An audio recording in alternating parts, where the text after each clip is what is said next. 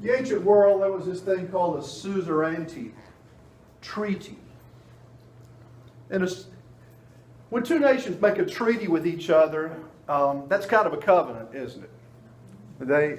A covenant is a promise, as it were, or an agreement, promise/agreement. And so, this suzerainty treaty is a covenant or agreement, but the terms of that agreement are dictated by one party, as opposed to two parties coming together in a bilateral fashion. It's a unilateral sort of treaty where one party who has the upper hand says, we're going to have a treaty and an agreement, but here are the terms of it, and I'll dictate the terms of this treaty. And that is what God did with Abram. God said, Abram, I'm going to make a covenant with you, but I'm dictating the terms of the covenant, and you can say yes or no. That would be your part of the agreement. But you don't get to negotiate with God about specific conditions and terms. And here are the terms of the treaty or the covenant that God made with Abram. We just read them, but we'll read them again. Go from your country and your kindred and your father's house to the land I will show you. So Abram doesn't even know where he's going yet, does he? I've taken some trips like that before. They say if you don't know where you're going, how will you know when you get there? But in this case, God said to Abram, I will show you when you're there. I will make you a great nation, and I will bless you and make your name great so that you will be a blessing.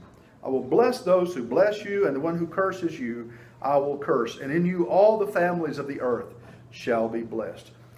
I want to ask you to respond a bit in terms of this covenant that God made with Abram. What are the noteworthy points of this covenant that God made with Abram?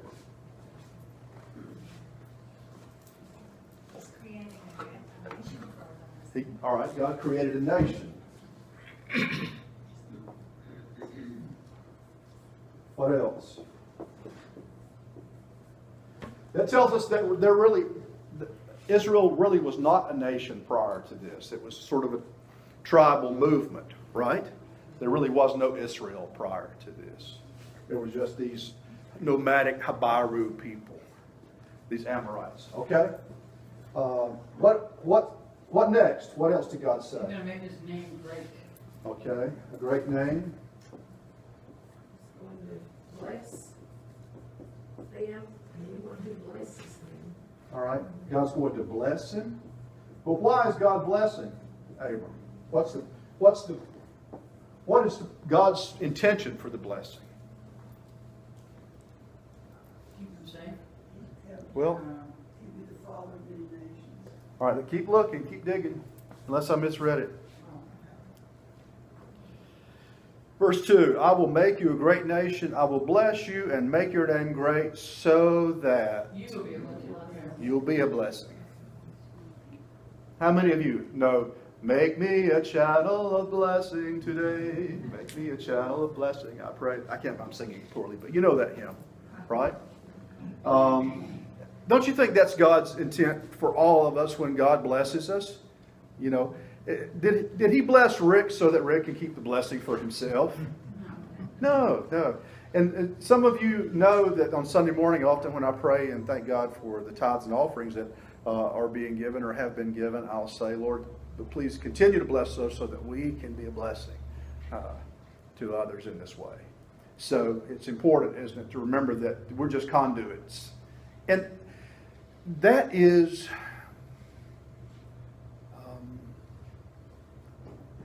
perhaps a piece of the promise that Israel lost somehow. You know, they certainly have had that nation, those people have certainly had their trials and ups and downs, and I'm hesitant to be critical of them anyway because of the tremendous suffering that nation has undergone. But at the same time, none of us are blessed so that becomes an end in itself. And Israel was to be a blessing, but in turn be a blessing to others. And our Christian perspective, obviously, is that Israel did become a blessing to the world through Jesus Christ, who obviously came out of Israel, was a son of the tribe of David and a Jew himself. All right. Anything else there that you want to note? This looks to me like he's elevating these people to the status of special people. A special people? Yeah, a chosen. If somebody curses you, then he's cursing them, and whoever blesses them, then he. So, to me, that means that they've been elevated to a status of a very special people. So the doctrine of election already begins, and we Presbyterians think we know something about that. We sure talk about it a lot. Any of you see my Facebook this week where there's God and an angel standing on the cloud, and God's looking down, and he says, I don't remember predetermining that.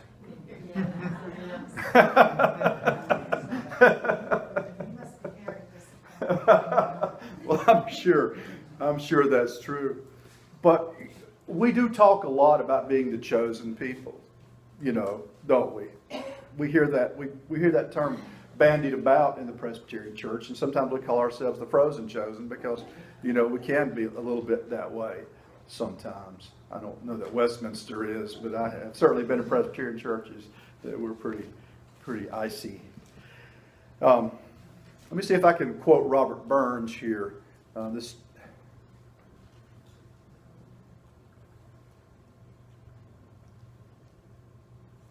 Yep. I think I've got it. Story is that Robert Burns in Scotland went into a Presbyterian church one day, and as we say in this part of the world, the sermon wasn't hitting on much, and he was not warmly received. So he wrote a poem during the worship service, which and let me see if I can get the gist of it.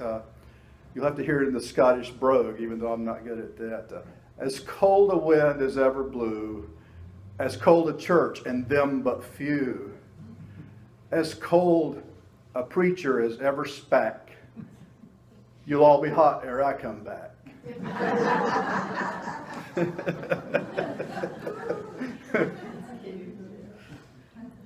So yeah, we can be a little frozen sometimes. But it's interesting. Now, we've already talked about the fall of Adam and Eve and how original sin entered into the world. And from the very beginning, we've talked about whether Adam and Eve had a free will or not, right? So in the first 12 chapters of Genesis, we've already uncovered this doctrine of free will versus election, or free will versus everything being predetermined. And here again in the 12th chapter of Genesis, this continues in a sense because God chooses Abram. Now, do you believe God chose you? We wouldn't be here if we hadn't been chosen, would we? So we are chosen. We are the chosen people of God. And if we don't believe that, Betty, then we're in trouble. And clearly Abram believed that, and he was willing to move ahead in the strength of that promise and in the hope of that. Calvin talked about irresistible grace, that God's grace was so overwhelming that we could not say no to it. If, in fact, we would finally be overcome by that irresistible grace. And really, we reach a point where semantics come into play out there, and we're saying the same thing in various ways. But there's probably enough about that for today. That's a kind of a New Testament thing that we'll talk about in the fall when we get to that point. But suffice it to say, Betty, that yes, Abraham was chosen, and he believed that he was someone special, and in fact, that was God's promise to Abram. I will make you a blessing, and through you I will bless others. So Abram went, verse 4, as the Lord had told him, and Lot, his brother, was with him. That's his nephew. Lot was with him. Abram was 75 years old when he departed from Haran. Now he's headed south, actually. Now Abram took his wife Sarai and his brother's son Lot and all the possessions that they had gathered and the persons whom they had acquired in Haran. So their household's growing, you know, they're acquiring persons. The tribe is expanding. And they set forth to go into the land of Canaan. When they had come to the land of Canaan, Abram passed through the land to the place at Shechem, to the oak of Moreh. And at that time the Canaanites were in the land. You see, they were already there. Then the Lord appeared to Abram and said, "To your offspring I will give this land." So he built there an altar to the Lord who had appeared to him. From there he moved on to the hill country on the east of Bethel and pitched his tent, with Bethel on the west and Ai on the east. And there he built an altar to the Lord and invoked the name of the Lord. Somewhere in the Hayes book, there's a picture of an altar from the time of the patriarchs. We'll open my book to it. It's on page 62.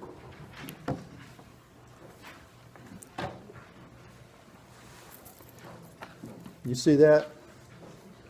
A circular altar at Megiddo, which dates from the 25th century BC, represents a type of altar in use in the patriarchal age.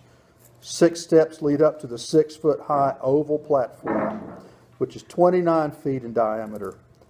And animal bones and other debris discovered at the base show that the altar was used for animal sacrifice. Now, do you remember where Megiddo is? It's up near Mount Carmel, just going south to north, just before you descend into the plain of Jezreel. And it's an ancient fortress city. This is from the 25th century BC, so it would have predated the time of Abram, which would have been roughly 500 years later. We don't know about that. All right. And Abraham journeyed on by stages toward the Negev. Now, the Negev is a general term, but it means the south, the south desert. So if he continued down toward the south end of the Dead Sea, that's entering the region of the Negev. Now there was a famine in the land, so Abram went down to Egypt to reside there as an alien. For the famine was severe in the land, and he was about to enter Egypt. He said to his wife Sarah, "I know well that you are a woman beautiful in appearance. And when the Egyptians see you, they will say, 'This is his wife,' and they will kill me, but they will let you live. Say you are my sister, so that it may go well with me because of you, and that my life may be spared on your account." When Abram entered Egypt, the Egyptians saw that the woman was very beautiful. And when the officials of Pharaoh saw her, they praised her to Pharaoh, and the woman was taken into Pharaoh's house. And for her sake he dealt well with Abram, and he had sheep, oxen, male donkeys, male and female slaves, female donkeys, and camels. But the Lord afflicted Pharaoh and his house with great plagues because of Sarai, Abram's wife. So Pharaoh called Abram and said, "What is this you have done to me? Why did you not tell me that she was your wife? Why did you say she is my sister, so that I took her for my wife? Here is your wife, take her and be gone." And Pharaoh gave his men orders concerning him, and they set him on the way, and his wife and all that he had. So there's some funny business going on here, isn't there? So Abram and Sarah, and don't we read somewhere that Abram was 75 years old when he departed from Haran? And how old was Sarah? Sarai. We're not told. And she could have been a young woman because he was a tribal chieftain, you know. We're talking about the ancient world here, not the sophisticated Christian society in which we live today. So, and perhaps she was much younger than he was, but we'll see later on when God gives her the child, she's advanced in years at that point in time. But still, she was comely enough that Pharaoh was interested in her, and apparently Pharaoh, based on this language here, took her for his wife for a period of time, and then he decided he didn't want her. And he sent her back to Abram, and his tribe left, and his tribe left the land. They set him on the way with his wife and all that he had. All right, questions about any of that? Concerns, curiosities? Yes, ma'am. When did Pharaoh find out that she was able? Well, we don't know. We're just told there that Pharaoh said, "Why didn't you tell me that she was your wife?" But I think this is the only information we have on this. At some point, he realized that he'd been misled, as it were. Chapter 13, then. So Abram went up from Egypt, he and his wife and all that he had, and Lot with him, into the Negev. Now, the Negev would have been in the south when he was coming down from Haran and from the hill country where he was sojourning at first until the famine took place. He went through the Negev into Egypt. Now he's going north back into the Negev country. So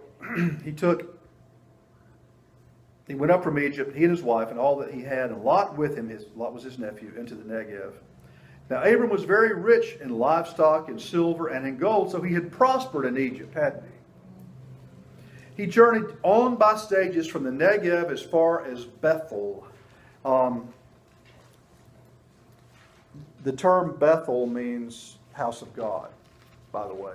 So anytime you see a Bethel Presbyterian church or a Bethel synagogue, that means house of God.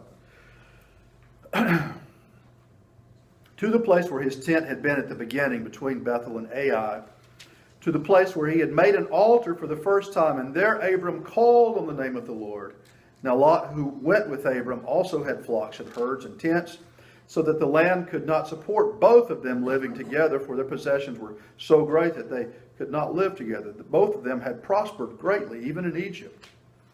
And there was strife between the herders of Abram's livestock and the herders of Lot's livestock. At that time, the Canaanites and the Perizzites lived in the land. Then Abram said to Lot, "Let there be no strife between you and me, between your herders and my herders, for we are kindred. Is not the whole land before you? Separate yourself from me. If you take the left hand, then I will go to the right, and if you take the right hand, then I will go to the left." In other words, Abram was saying, let's split up. Lot looked about him and saw that the plain of the Jordan was well watered everywhere, like the garden of the Lord, like the land of Egypt in the direction of Zoar. This was before the Lord had destroyed Sodom and Gomorrah. So Lot chose for himself all the plain of the Jordan, and Lot journeyed eastward. Thus they separated from each other. Abram settled in the land of Canaan, while Lot settled in the cities of the plain and moved his tent as far as Sodom.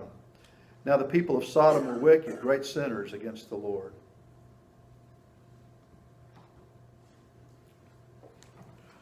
All right. Questions, observations about any of that?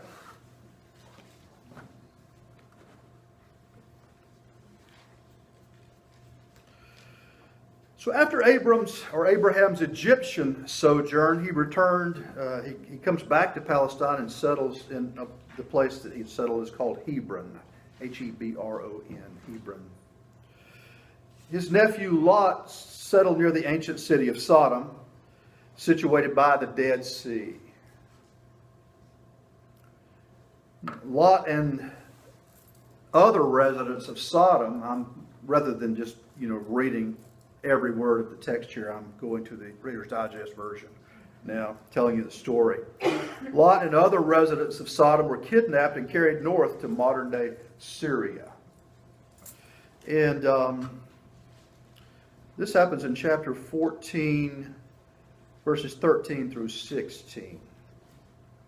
So Abraham and his army, we don't know how big it was, but he and his men go north and they rescue Lot and their family. And while they're on their way back south, they are taken in and treated kindly by a priest named Melchizedek.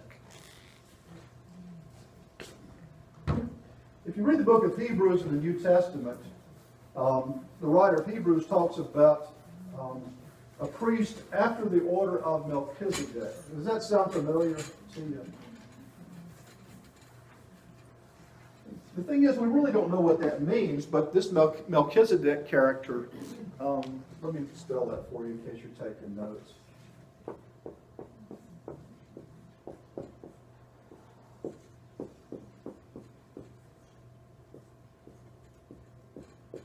Melchizedek, for some reasons that we don't completely know and understand, was important in the development of the priesthood of Israel. And so the priests of Judaism, were seen as priests after the order of Melchizedek. And some of that story is lost to us, but just suffice it to say that this is the first appearance of Melchizedek to the Hebrew people, and it's significant. Okay? Don't know much more about it than that, but just take note of that, if you will. And Melchizedek is not only a priest, but he is the king of Salem. Salem. Have you ever heard of any place called Salem before? We got Salem, Massachusetts, right? The Salem witch trials and all of that. We have a town here in North Carolina called Winston-Salem. Okay. Do you understand that Salem and Shalom are the same word?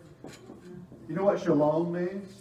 Now, let me draw one more parallel that you may not have seen before. I'll write the name of an important place in Israel for you. How about that? Jerusalem. Okay. What do you see in there? Yeah. So even the name of this place, which was David's capital, and it's still today where the Temple Mount is located, even though the temple's been destroyed, is named for Shalom. It's a place of peace, even though it's not always been a peaceful place.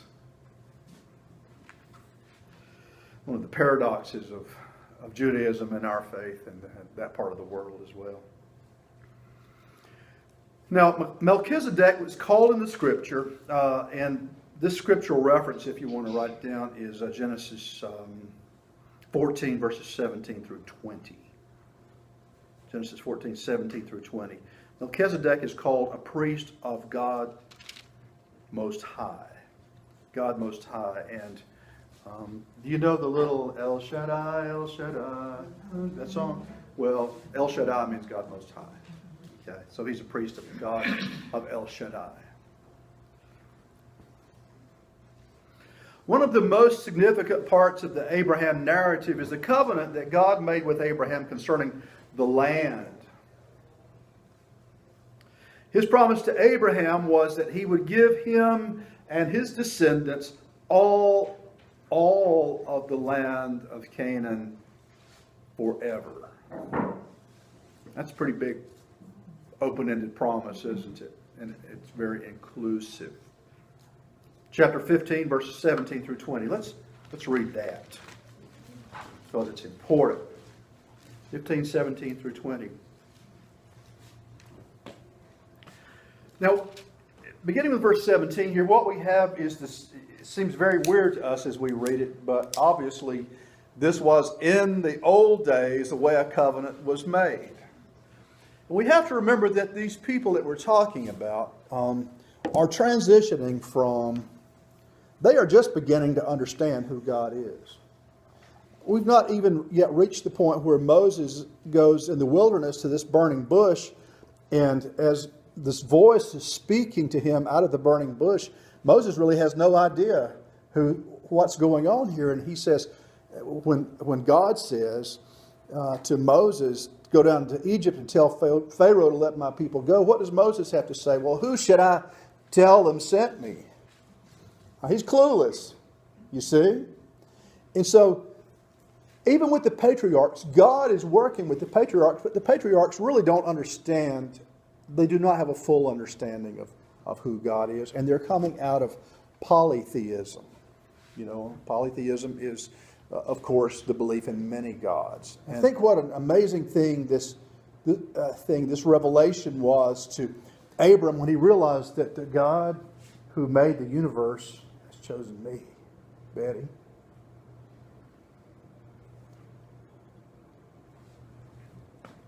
And it ought to have that same effect on all of us. The God who made the universe has chosen you. An amazing thing, really.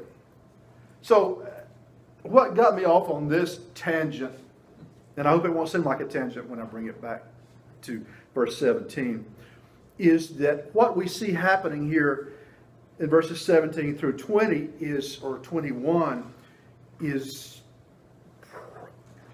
a cultic sort of ritual that probably has its roots in the ancient world and precedes Abraham by thousands of years. This is how they made covenants. Then God said to him, I am the Lord who brought you from Ur of the Chaldeans to give you this land to possess. But he said, O Lord, how am I to know that I shall possess it? He said to him, bring me a heifer 3 years old, a female goat 3 years old, a ram 3 years old, a turtle dove, and a young pigeon. He brought him all these and cut them in two, laying each half over against each other. But he did not cut the birds in two. And when birds of prey came down on the carcasses, Abram drove them away. And as the sun was going down, a deep sleep fell upon Abram, and a deep and terrifying darkness descended upon him.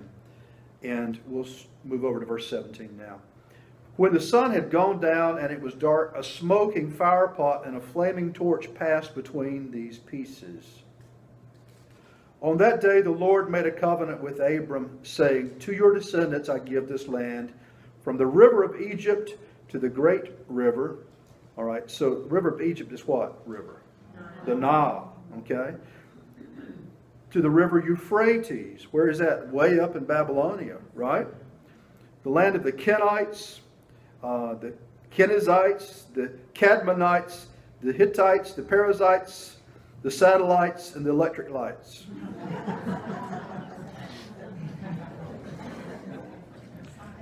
The Rephaim, what do we say about the I-M ending? Plural, right? So that means more than one Repha.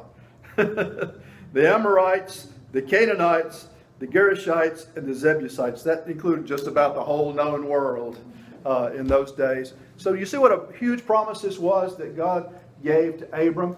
In understanding this promise now, don't you begin to get some sense of why there is such conflict in that part of the world today? Because there was a point in time where the Jews swept in from Ur of the Chaldeans and from Haran and came down south and said, okay, we own this now.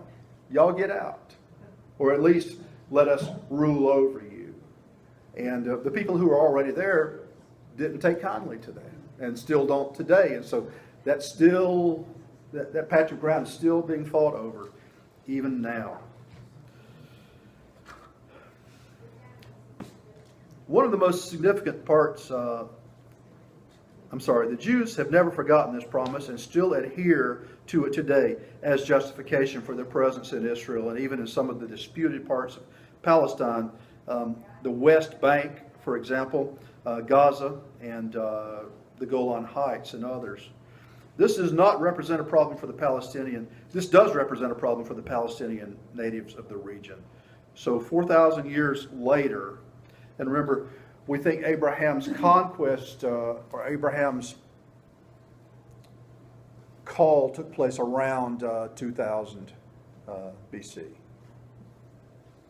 and began to play out over the next 800 years. About 1200 BC is when the Exodus took place. So the period of the patriarchs and judges ran quite a long time, as it were.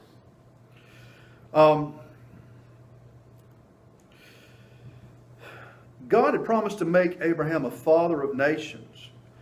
But when Sarah was unable to conceive a child, Abraham began to doubt God's promise. Now desperate, Sarah provided Abraham with Hagar, her handmaiden, who bore him a son, Ishmael. Ishmael was destined to be only a source of conflict between the two women. So you see what happened. It was because of the doubting of the promise of God that Sarah lost confidence and said, "Here, have my handmaiden." And Abraham did lie with her, as the Bible would say, and then Ishmael was born. But this Ishmael child was a source of conflict, as you can see. Now the modern day Arabian people are descended from Ishmael and trace their ancestry back to Ishmael. And he's an important figure in the Muslim faith. So that conflict still exists today. This is one of the ways that the Bible explains this and why it's there and why it goes on. Hagar and Ishmael left Abraham finally, and Ishmael became the father of the Ishmaelites, or Arab people. Now in chapter 21, we read that Isaac was born. So God finally gives Abraham and Sarah a son to keep his promise. Now Abraham and Sarah had no son. Therefore, how could Abraham be the father of a great multitude of people if he had no heir? So this is a big deal. Isaac is born to Abraham. Now there's one final threat described here. Do you recall what happens with Abraham and Isaac that is one final threat to the promise that God made? God says to Abraham, "Now take this son that you've waited for all of these years and sacrifice him." Well, I tell you, I can remember as a little kid hearing that story in Sunday school and thinking, what in the world? Why would God do that after Abraham and Sarah had waited all of these years to have this son Isaac? But the scripture represents this as a test of Abraham's trust in God. And not only that, as an illustration that God provides a way out of our worst situations in life. Now, you can imagine the sheer horror that Abraham felt as he was following what he believed and what was God's instruction to sacrifice Isaac. And what does this tell us? It tells us that animal sacrifice and even human sacrifice were practiced in these days of Abraham. He didn't regard this to be a particularly weird thing. The weird thing was that he was being told to sacrifice his only son. And so he followed through and he took Isaac up on the mountain, and just as he was about to sacrifice him, what happened? Well, he saw a ram caught in the thicket. And it became clear to him at that moment that God had provided this animal to be sacrificed in the place of his son. Now, that's a strange story to us from our modern perspective, but I want to submit to you that it would not have been a strange story in the time of Abram. The world's come a long way in 4,000 years in terms of how we worship and how we have beheld the revelation of God to us. We've come to better understand who God is and what God expects of us.